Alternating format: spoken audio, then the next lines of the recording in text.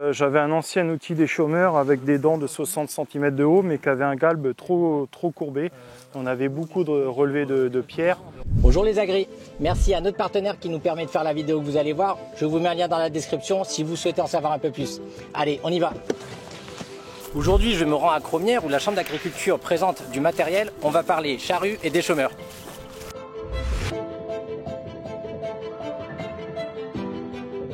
On a eu une demande d'un travail à effectuer autour de 13 cm et de pouvoir recouvrir un pneu de 710 en raie.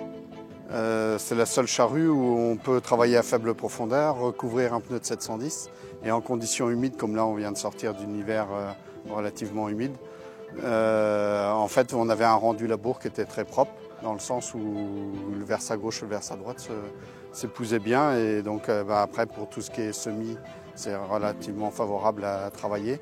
Et puis tout ce qui est aussi désherbage, parce que vous avez un labour qui est uni. Donc en fait, ça c'est les bases pour pouvoir travailler derrière.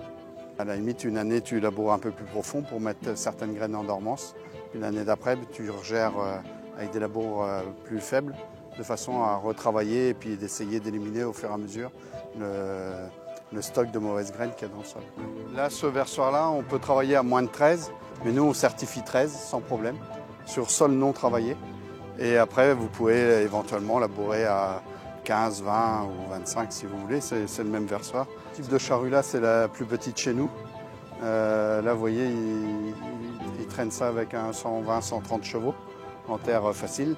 Ce n'est pas des charrues tirantes, c'est ce que Guillaume disait tout à l'heure, dans le sens parce qu'on tracte qu'au niveau de la pointe.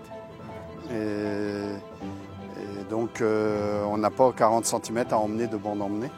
Tout ce qui est agronomie, tout ce qui est préparation de mulch, tout ce qui est éventuellement, là on est en bio aujourd'hui, mais sinon en conventionnel, tout ce qui est diminution ou voire substitution des produits phyto, et également aussi destruction des vivaces, quoi. Tout est forgé chez nous, tout est travaillé chez nous. L'entreprise d'Amblon, on n'est plus que les seuls en France à être labellisée EPV, entreprise du patrimoine vivant français. L'une des plus petites, vous allez de 22 000, suivant le nombre de corps, jusqu'à 30, 40 000 emportés. C'est la grosse moyenne, elle est là, quoi.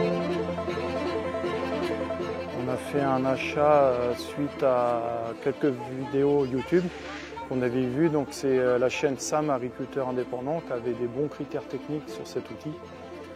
Donc je l'ai en propriété et je le prête plus ou moins en échange de matériel avec un collègue qui est en TCS, donc en conventionnel. Et on utilise cet outil-là vraiment tous les deux. Donc moi plus pour de la partie des chômages avec un équipement aileron. Et autrement, on a monté une dent de fissuration dessus pour tout ce qui est fissuration de sol. En fait, j'avais un ancien outil des chômeurs avec des dents de 60 cm de haut, mais qui avait un galbe trop courbé. On avait beaucoup de relevés de pierres et on avait également un rouleau derrière qui ne convenait pas. Donc on est parti sur ce type de machine parce qu'en fait, les tensions est beaucoup plus droit. Donc on fait de la fissuration et de la verticalité de sol. Donc, ce qui permet de l'aérer parce qu'on a des sols qui se compactent très facilement. En fait, on a un gros trafic de lisier, d'épandage de fumier, tout ça. Donc à force de passer sur le terrain, on a un tassement de sol qui se crée facilement. Un outil très polyvalent parce qu'on fait du déchômage, on peut faire de la fissuration. On a le rouleau qui est très bien adapté à nos terres, des terres qui sont hétérogènes. On passe de l'argile au sable, au limon. Donc c'est un rouleau qui ne bourre pas. Et on fait un tassement terre-terre. Donc en fait, c'est un rouleau globalement dans toute l'utilisation qu'on a eu de l'appareil, on n'a jamais eu de bourrage avec. Et là peut-être à l'avenir, on va y réfléchir de changer les dents, enfin mettre un autre montage de dents pour faire du semis-blé. Donc remonter une tête de répartition sur l'outil avec une trémie frontale et voir si on pourrait semer des céréales avec. C'est de bien faire attention à la courbure de l'étançon qui soit le plus droit possible pour éviter de faire remonter des argiles ou des pierres. Faire attention à ça et surtout le choix du rouleau. Il y a 10 ans, je crois qu'au catalogue, ils vendaient ça 16 000 €. Moi, j'avais dû l'acheter 22 000 il y a 3 ans. Et aujourd'hui, je ne connais pas le coût, ça a dû augmenter.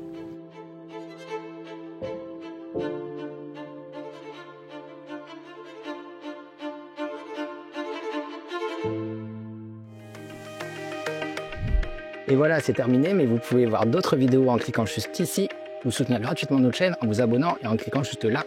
À bientôt!